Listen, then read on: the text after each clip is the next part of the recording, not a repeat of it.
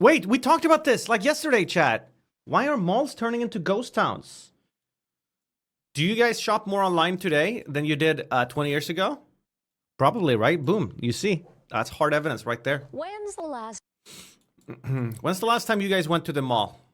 When's the last time you went to the mall? It's probably been a while. Due to the popularity of online shopping, thousands of malls in this country close every year, and many of the ones still open Femboy cat, look like Ulu. ghost towns. For me, I do like going to the store, seeing the product, touching it, trying it on if it's closed. The issue is the selection.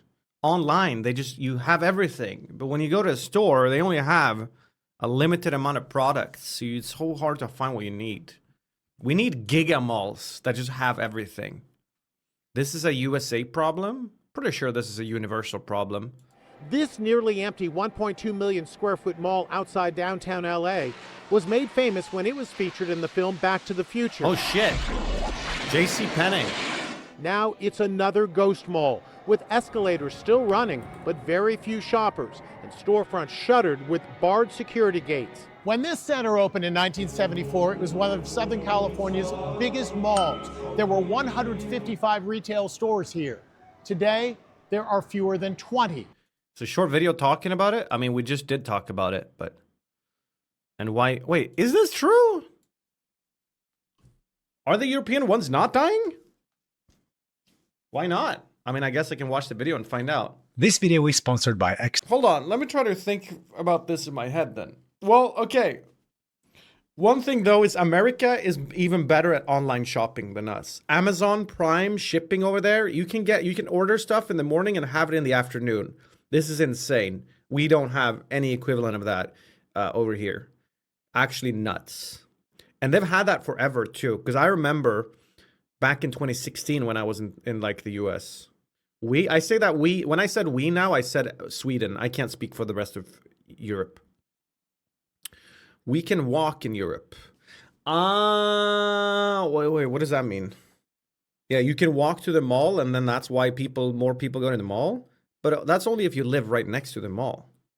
But it is true though, American shopping malls, a lot of them are not in the city, are they? They're like more, they are definitely harder to get to. But a lot of the malls we have here, like the really big ones, they're also outside the city. All right, whatever.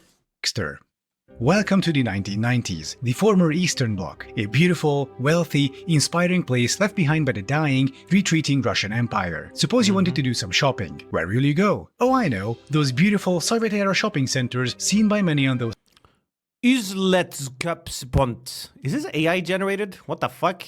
Soviet retro-themed social media pages, full of the finest wares of the Eastern Bloc. Sorry, I couldn't keep a straight face there.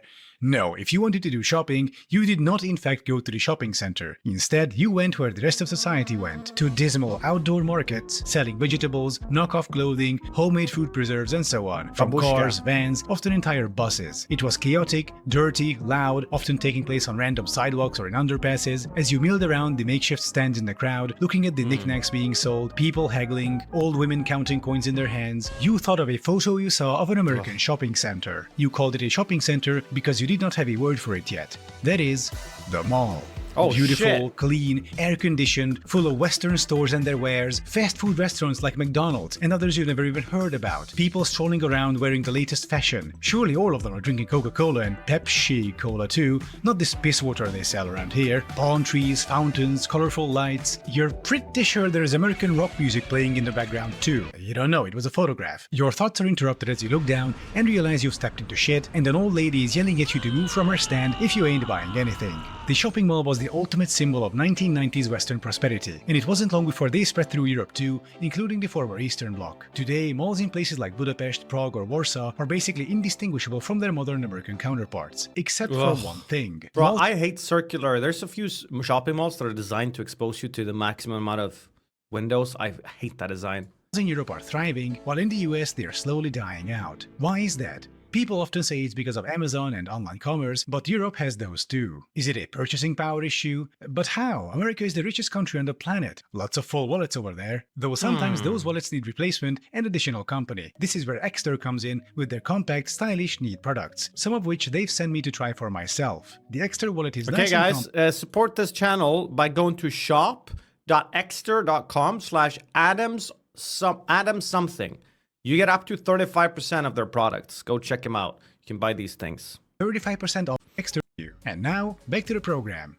So the most common arguments cited for the death of US malls is online commerce. The fact that people are now able to order from the internet from the comfort of their homes. And sure, online commerce didn't exactly help malls, but as I mentioned, online commerce is also very much present in Europe and malls over there are doing fine. So I'm comfortable stating that the decline of US malls is not because of online commerce, though it certainly didn't help. And so I've identified 3 actual key reasons which we will go through now, including the last one, which So no this one guy is just sort of guessing. talks about, but is absolutely crucial in my opinion. In fact, that might be the most important reason for the death of US malls. And yet, people seem to ignore it. So, let's go through the reasons. Yeah, stop edging. Malls are only alive He's as a long professor? as they have customers who can afford to buy their stuff. And in the US, this isn't the case everywhere. Entire regions lost their well-paying jobs as industry went offshore. Looking at the central US today, those libertarians weren't joking. The free market really took care of those regions. As high-paying jobs left, so did many people. Those who stuck around were considerably poorer and often couldn't Yes, keep many of there's the more malls war. alive. So did this happen in Europe? Well, not really. European economies What was that follow alert? are built differently, especially those in the EU. Yes, there is a competitive capitalist market, but with important quirks. To illustrate this, let me talk about trains for a moment. Is this No, it's not. This is Czechia. Prague. A couple of weeks ago, I went hiking to the Czech Republic. First, I took a train from Leipzig to Chemnitz, where I met my friend. the The news. next day, we took another train to Dresden. Both of these trains were operated by a company called Transdev. Then we went on to Liberec on a train operated by the company Die Länderbahn. Finally, from Liberec, we Giga Chad European infrastructure. took a train operated by Arriva to Železný Brod, so private rail operators all the way. Or were they? Arriva is owned by Deutsche Bahn, the German state railway. Die Länderbahn is a Trenitalia subsidiary, which is the Italian state railway, and Transdev is majority owned by the French government. And these state-owned companies compete in free market tenders across the EU, where they try to offer the best price they can to local governments to provide rail service on a given line. Usually anyway. It's an interesting mixture of the private and the publicly owned. It's like a state capitalist free market, and it seems to be working pretty well. All this is to illustrate European economies work differently and aren't subject to the same types of shocks the US economy is. With very few exceptions, European purchasing power has been rising across the board, even in Central and Eastern Europe, the poorer parts indicated by this chart. And this increase has been more geographically even Sharks. compared to the US. So there aren't any continent-sized, newly appeared economic black holes like the What was Rust his Belt, name? or such enormous, unaffordable urban areas like on the West Coast. Also, in Eastern Europe, major regional economic depressions happened before malls came about, so local malls dodged that bullet, but they did something else in Europe, or rather they didn't do something, which Americans did. Oh, oversupply, of course. American malls are exotic in the sense that there are so many of them. Copious amounts of commercial space was built out in the form of enclosed malls, outdoor malls, power centers, lifestyle centers, and so on. More, bigger, more. Consequently, there is a lot more commercial space per capita than in Europe. A lot more. Like 10 times more than Germany, for example. Jesus. And in German cities where there is an oversupply like Chemnitz, the city I've recently talked about, you get the same mall deaths. But Chemnitz is an exception because those malls and shopping centers used to have a demand base. It's just that following the fall of the Berlin Wall, people started leaving for former West Germany and suddenly there was a commercial oversupply. But such a situation couldn't happen otherwise in Europe, as regulations that govern building new commercial space are far more stringent than in the US. Libertarians call this government red tape crippling the economy, while adults call it necessary regulations to avoid mass closures and urban decay. This is a fast video. I thought I had it sped up. This guy's going fast. The large number of US malls also means they are of lower quality and more mass-produced. Take a look at this one, the former Metro Center Mall in Phoenix, Arizona. Why is it falling apart like that? What material did they use? Cardboard? If any country builds that many malls, it is inevitable that many of them will end up cheap and mass-produced, both inside and outside. These like brown, orange buildings, saw this everywhere in Texas. It's probably because of the sun, but my God, were they depressing to look at. They all look the same. The signs were usually pretty small too. You didn't like, Ugh. architecturally and in terms of what they offer. And the mass-produced, standardized consumerist bullshit just isn't something roofs, people look yeah. for nowadays. Compare the Metro Center Mall to, say, Palladium in the center of Prague. Flat roof doesn't even seem like a very good design. Like, you get rain issues instantly. I know you have like some way to clear the rain, I guess, but then you're solving a problem you created. But I guess this allows for better maintenance on top. I don't know. Look at this nice building. This is the facade of the mall. That's a real historical building into which they integrated the whole thing, and it continues on behind. It's a well-made building, and the interior is also high quality. It's Wait, go back. What is this building? What is this? What a cool thing. Look, it's like what is this, hexagons? Six pentagons? And it continues on behind. It's a well-made building, and the interior is also high quality. It's actually right across an old Soviet-era shopping center too, so that's a neat callback to the start of the video. But Palladium is a positive example in something else as well. The third reason why US malls are dying. Namely, Yeah, this is the big one I was thinking. this is the issue I barely hear anyone talk Look at these parking lots. Look at them. when it comes to dying malls. Yes, purchasing power and oversupply are important, but where the mall is and what's around it is also just as important. Looking at Palladium, there's a tram stop right next to it, a metro station, and it's a corner away from Masarikovo, the commuter rail station. Palladium is very easy and convenient to get to. So what, you might say? US malls have ample parking, and they are easy to get to as well by car. Sure, but that's part of the problem. Car-centric US cities are more spread out, which means the mall will be further away from you. Now then, you want to buy an item. Say you want to find a birthday gift for your aunt or something. Do you then get in your car, drive down to the mall, get through a traffic jam, trudge across the parking lot, then look for a gift and then do the same process on the way back home? Or do you just go, fuck it, and order something from Amazon? With Palladium, even if I live on the outskirts, I can just go by metro and be there door to door in about half an hour. Once again, this is from the edge of the city. American malls are usually not built near any meaningful public transit. In fact, they are usually not built near any meaningful place. Compare these 4 European malls, 2 from Prague and 2 from Budapest, with these 4 American malls, from Phoenix, Las Vegas, Oklahoma City, and Orlando. The reason why Amazon and similar online commerce platforms cannot compete with the first group but can threaten the second group is because malls in the first group are integrated into the city. The surrounding environment isn't just a parking lot. There are things to do and see, and you can end up in those malls even completely organically as if unplanned. The example I give, Bekkebul is not even a mall now that I think about it. It's like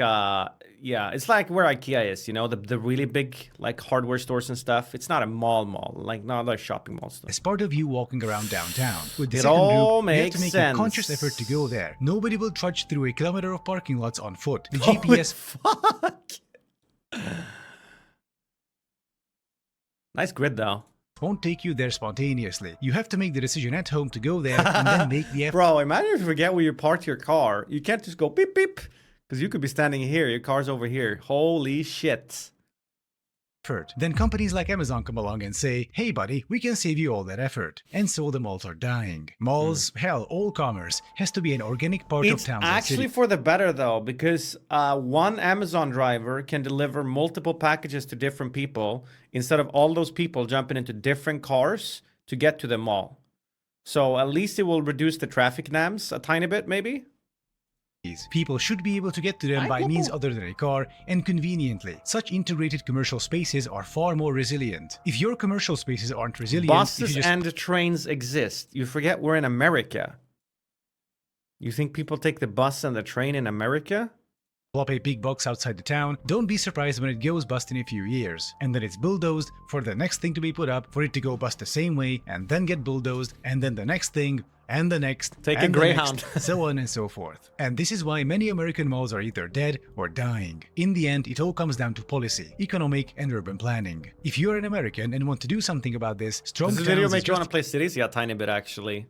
the organization for you, fighting for the exact things I've mentioned in this video, aiming to create living, resilient, human-centric places. All right, well that was pretty interesting. This guy had the numbers to back it up too, so he wasn't just guessing. He showed a lot of charts, so now I'm convinced. This is a good video. I liked it. Fast too. Guys, go check out this guy. Yeah, thanks for that.